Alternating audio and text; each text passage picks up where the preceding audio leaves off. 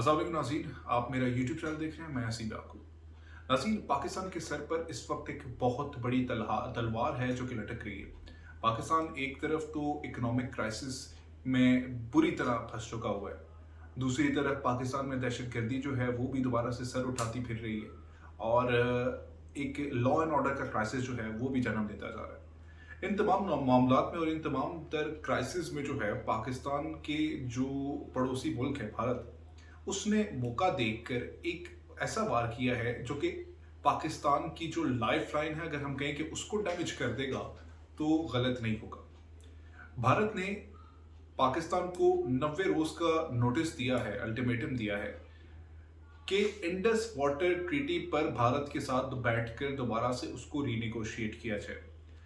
अब जिनको ये नहीं पता कि इंडस वाटर ट्रीटी क्या है, इंडस वाटर ट्रीटी बेसिकली सन 1960 में पाकिस्तान और भारतीय हुकूमत के दरमियान मुआहदा तय पाया था वर्ल्ड बैंक की मदद से, जिस पर पाकिस्तान और भारत के दरमियान पानी की और दरियाओं की जो तकसीम है वो इक्वल बेसिस पे की गई थी। अब एक राय ये है पाकिस्तान की तरफ से वो इक्वल बेसिस पे की गई थी, भारत की तरफ से राय ये है कि उसमें पाकिस्तान को बहुत ज़्यादा फेवर किया गया था, लेकिन बहरहाल पाकिस्तान को उस ट्रीटी से एक जो है स्टेबिलिटी वो मिली थी, क्योंकि भारत जो है वो पानी की जारियत जो है वो कर सकता था, मुतवक्के थी, इसलिए ये ट्रीटी साइन हुई और ये इस ट्रीटी को दुनिया की सक्सेसफुल तरीन ट्रीटीज़ में से एक कहा जाता है। अब भारत कहता है कि अब इस ट्रीटी को रीनिगोशिएट किया जाए। मामला दरअसल ये है कि भारत इस ट्रीटी पर रीनिगोशिएट किए बगैर पाकिस्तान के हिस्से के दरियाओं पर डैम्स बना रहा था। भारत का ये स्टांस था क्योंकि पाकिस्तान ने पिछले 75 सालों में उस तादाद में डैम्स नहीं बनाए जो बनाने चाहिए थे, और पाकिस्तान बेतहाशा पानी जो है वो उसको ज़ाया करते थे हर साल।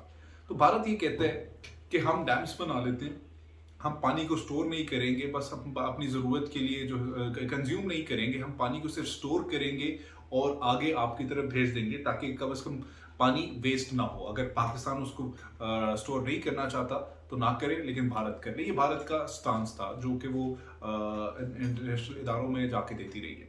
लेकिन पाकिस्तान जो है, पाकिस्तान ने गो कि पाकिस्तान की क्योंकि प्रायोरिटीज़ जो हैं वो हमेशा से कुछ और रही हैं, तो पाकिस्तान ने बाकी चीज़ों पर बड़ा फोकस किया, इस पर नहीं किया, डैम्स नहीं बनाए, इसलिए पाकिस्तान का केस वैसे ही बड़ा कमजोर है। लेकिन बहरहाल पाकिस्तान जो है वो इंटरनेशनल कोर्ट ऑफ आर्बिट्रेशन में गया। पाकिस्तान ने भारतीय डैम्स जो हैं जो पाकिस्तान के दरियाओं पर बन रहे हैं उन पर मामलात पर इंटरनेशनल कोर्ट ऑफ आर्बिट्रेशन में पिटिशन फाइल की।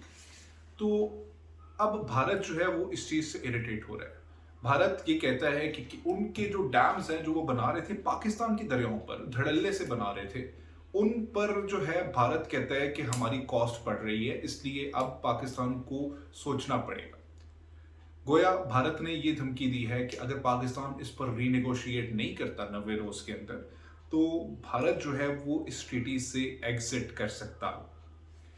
अब भारत अगर इस ट्रीटी से एग्जिट करता है तो इसकी इम्प्लीकेशंस क्या होंगी? आपका यानी पाकिस्तान का 90% जो है एग्रीकल्चर खत्म हो जाएगा, एक ह्यूमैनिटेरियन क्राइसिस जो है वो जन्म ले लेगा।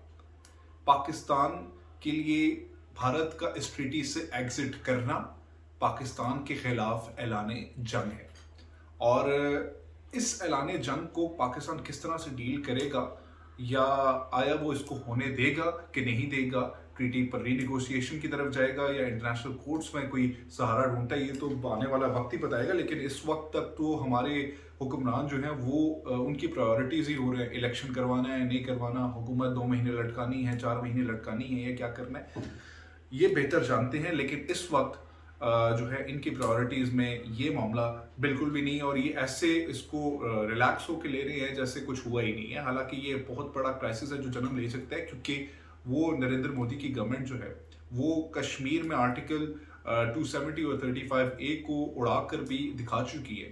तो पाकिस्तान को मेरा ख्याल है अब मामलात को सीरियसली लेना चाहिए।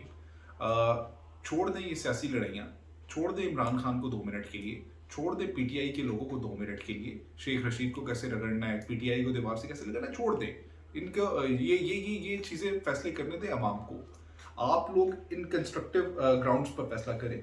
अगर भारत इससे एग्जिट करता है तो फिर पाकिस्तान के पास क्या ऑप्शन होगी? न्यूक्लियर की ऑप्शन होगी, न्यूक्लियर ही ऑप्शन रह जाती है। फिर जंग ऐलान जंग है तो ऐलान जंग तो फिर न्यूक्लियर पावर प्लांट्स ही हैं, क्योंकि اگر پاکستان کی ایگریکلچر ختم ہو جائے گی تو پاکستان میں تو زندگی ختم ہو جائے گی. 90% ایگریکلچر ختم ہو جائے گی تو لوگ کھائیں گے کہاں سے؟ پاکستان کی معیشت میں تو اتنی تمکنت نہیں ہے کہ پاکستان جو ہے باہر سے اس تعداد میں امپورٹ کرے, ویٹ امپورٹ کرے یا دوسرے گڈز امپورٹ کرے اور اپنے لوگوں کو فیڈ کرے. پاکستان کے جو ہے اس میں تو اتنی تمکنت نہیں ہے معیشت میں.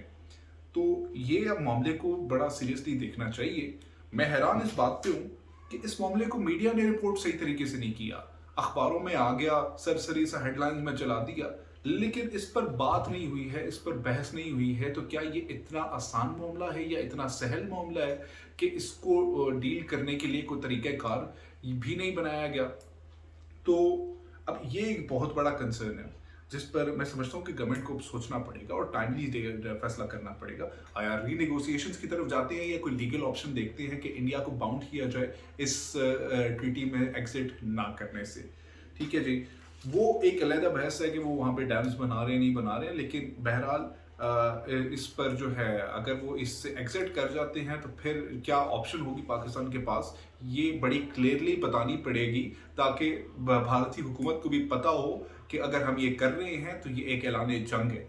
تو اس کے علاوہ اگر بھارت کے فیئرز کی بات کریں کہ بھارت کو کیا ڈر ہے, بھارت کے پاس میرے اندازے کے مطابق بھارت کو اس چیز کا اچھی طرح سمجھ ہے یا اندازہ ہے کہ پاکستان کے خلاف یہ اعلان جنگ ہوگا اس ٹریٹی سے ایگزٹ کرنا, اور پاکستان نیوکلیئر آپشن پر غور کر سکتا ہے اگر بھارت اس چیز کو سمجھنا چاہے تو بھارت کی جو ہے یہ معاملات بالکل رہ سکتا ہے.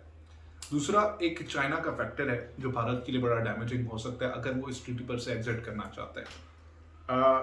چائنا کی جو ایگریشن ہے وہ ستلج اور جو ہے انڈس ریورز پر چائنا کسی حد تک ایگریشن دکھاتا ہے. مطلب چائنا بھارتی پروجیکٹس کو لے کے تھوڑا سا کنسرن ہے, لیکن کیا وہ اتنا بڑا فیکٹر ہے جو پاکستان کو اس میں بیل آؤٹ کر سکتا ہے, یہ دیکھنا پڑے گا.